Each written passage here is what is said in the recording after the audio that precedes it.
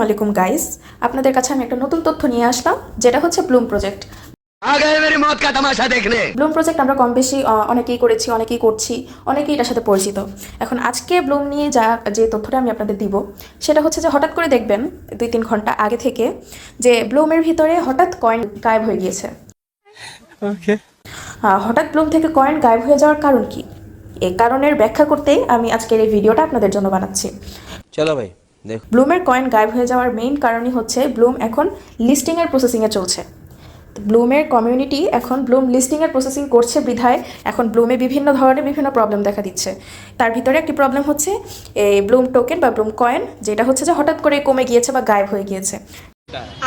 যেমন আমার এখানে কিন্তু 1620টি কয়েন ছিল না, আমার এখানে ছিল 40,000-এরও বেশি কয়েন।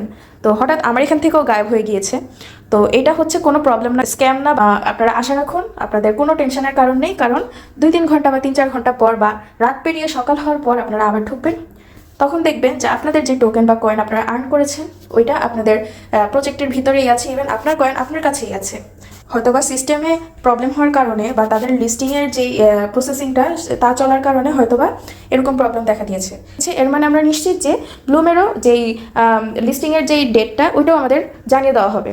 তো তার জন্য ওয়েট করুন, এবং আমার ভিডিওটি দেখে ভালো লেগে থাকলে বা আমার ভিডিওটি দেখে আপনার যদি একটু টেনশন কমে থাকে, তাহলে একটি লাইক অ্যান্ড একটি কমেন্ট করে যাবেন, আর সাবস্ক্রাইব করে রাখবেন পরবর্তী আপডেটের জন্য। ধন্যবাদ।